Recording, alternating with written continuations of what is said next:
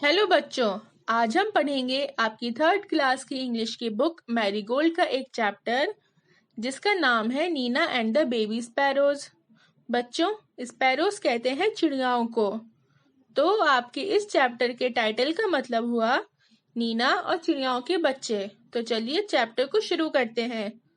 There was great joy in Nina's house. Nina के घर में बहुत खुशी का माहौल था।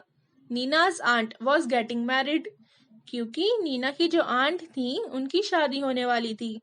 Neena, her father, mother and little brother were all going to Delhi for a wedding.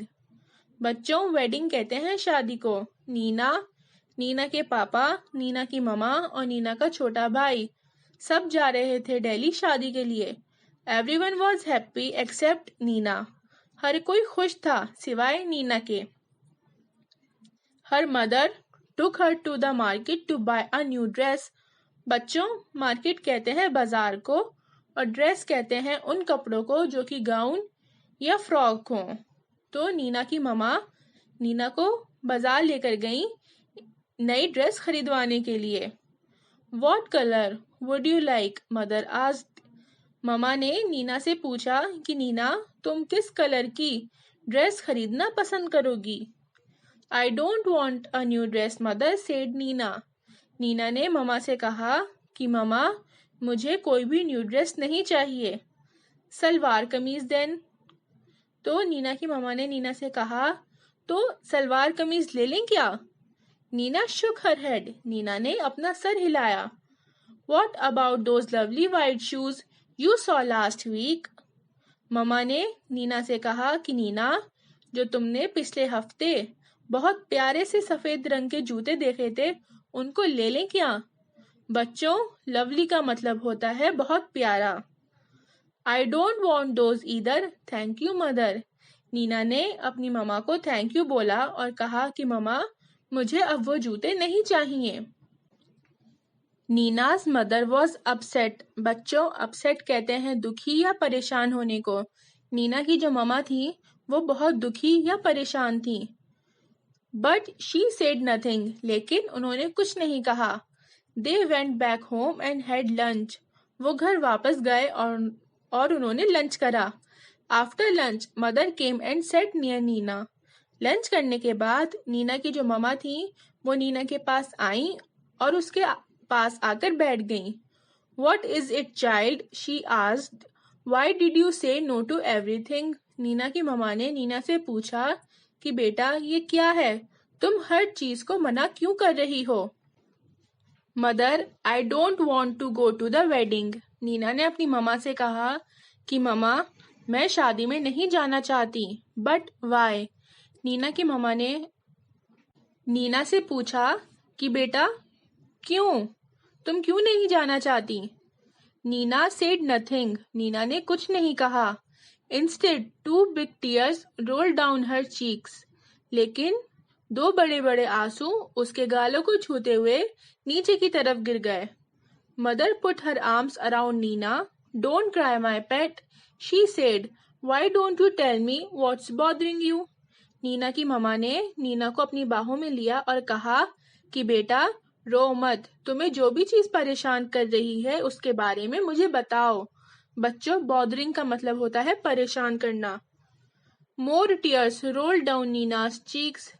लेकिन नीना को और भी आंसू आ गए जो कि उसके गालों को छूकर नीचे की तरफ गिर रहे थे।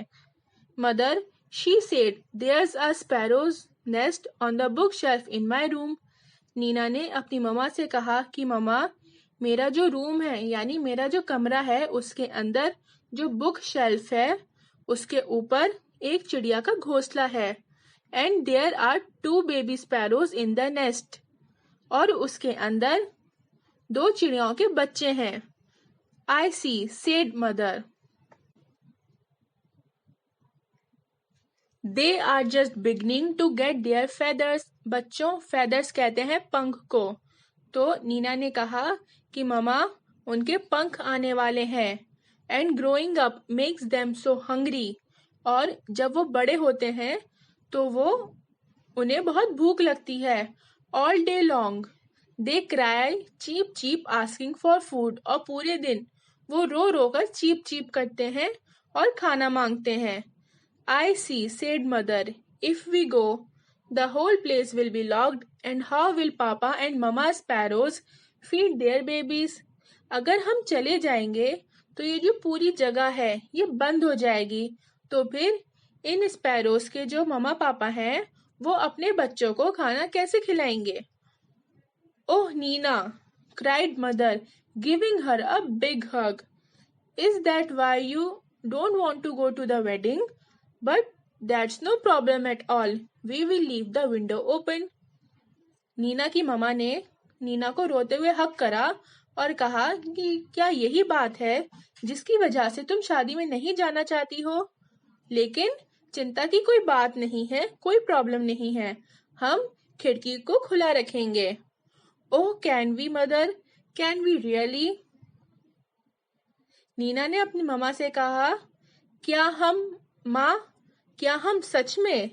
Yes yes, we will remove all your things from the room and lock the door on the outside.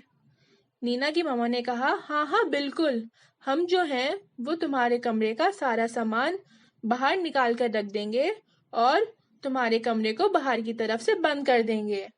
So the house will be perfectly safe and Papa and Mama sparrows can come and go freely too.